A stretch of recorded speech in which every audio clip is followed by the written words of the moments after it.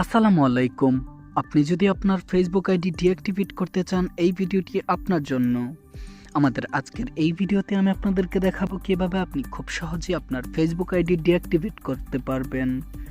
তবে ভিডিওটি শুরু করার আগে আপনি যদি আমাদের চ্যানেলে নতুন হয়ে থাকেন, তাহলে অবশ্যই চ্যানেলটিকে সাবস্ক্রাইব করে পাশে থাকা বেল আইকনটিতে ক্লিক করে দিন। যারা জানেন না তারা প্রশ্ন করতে পারেন যে ফেসবুক আইডি ডিঅ্যাক্টিভেট করলে কি হয়।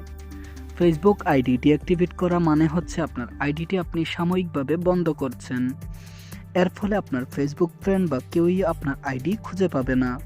ফেসবুক থেকে আপনার আইডিটি উধাও হয়ে যাবে ঠিক যতদিন না আপনি আপনার আইডিটি অ্যাক্টিভ করছেন। তাই চলুন জেনে নেওয়া যাক কিভাবে ফেসবুক আইডি ডিঅ্যাক্টিভেট করতে হয়। তো ফেসবুক আইডি ডিঅ্যাক্টিভেট করার জন্য আমরা শুরুতেই চলে আসলাম ফেসবুকে। তো আমি আজকে আপনাদেরকে দেখাবো দ্য ডার্ক হান্টার নামক আমার এই আইডিটি ডিঅ্যাক্টিভেট করিয়ে। তো এটির জন্য আমরা শুরুতেই কর্নারের 3 লাইনে ক্লিক করব। তারপর একটু নিচে স্ক্রল করলে আসলে আমরা দেখতে পাবো সেটিংস নামক একটি অপশন, আমরা সেটিংসে ক্লিক করে দিব। তারপর যে অ্যাকাউন্ট সেন্টার আছে আমরা সেখানে ক্লিক করে দিব।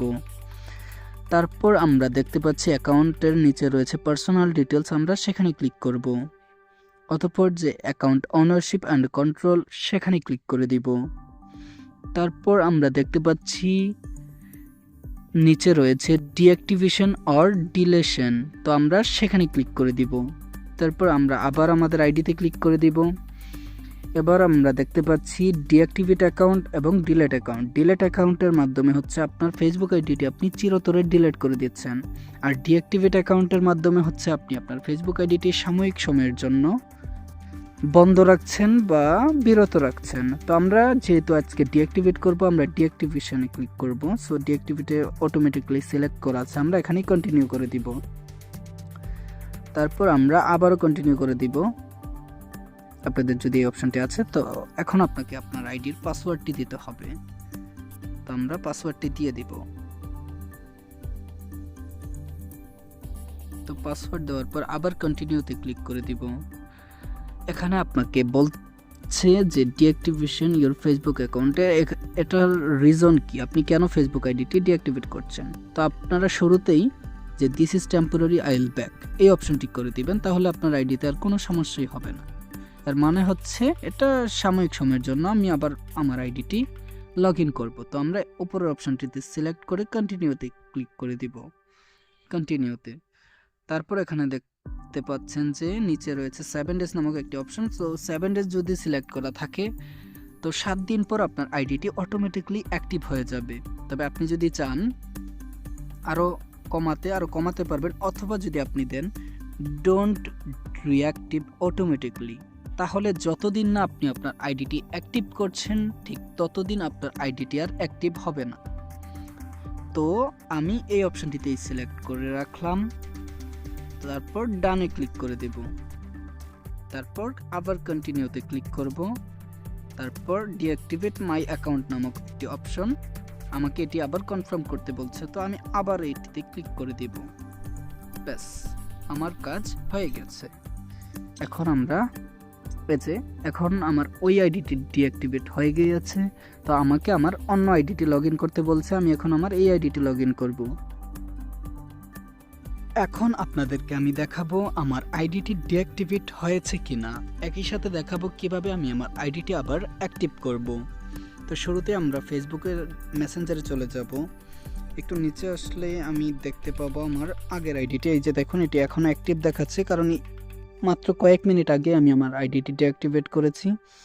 তো এখানে যদি আমি আইডিটিতে প্রোফাইলে যাই, দেখবো যে এখানে প্রোফাইল আইকনই নেই। মেসেঞ্জার অপশন থেকেও আমি প্রোফাইলে যেতে পারবো না, ফেসবুকে সার্চ দিলেও এই আইডিটি আসবে না। কিন্তু আমি যদি আমার অন্য যে কোনো একটি আইডিতে যাই, দেখতে পাচ্ছেন এখানে প্রোফাইল রয়েছে, আমরা স্বাভাবিকভাবে প্রোফাইল ভিজিট করতে পারছি। কিন্তু দ্য ডার্ক হান্টার নামক যেটি আমরা ইতিমধ্যে ডিঅ্যাক্টিভেট করেছি, এটি ফেসবুক থেকে উধাও, তাই এটির কোনো প্রোফাইলও আমরা দেখতে পাচ্ছি না। তো এখন আপনাদেরকে আমি দেখাবো আমার আইডিটি আবার অ্যাক্টিভ করে। তো আইডিটি অ্যাক্টিভ করতে হবে খুবই স্বাভাবিকভাবে, আমরা যেভাবে আমাদের ফেসবুক আইডিতে লগ ইন করি। আপনি যদি নাম্বার দিয়ে খুলে থাকেন, তাহলে আপনাকে ফেসবুক আইডির নাম্বারটি দিতে হবে। তো আমি আমার নাম্বারটি দিয়ে দিচ্ছি।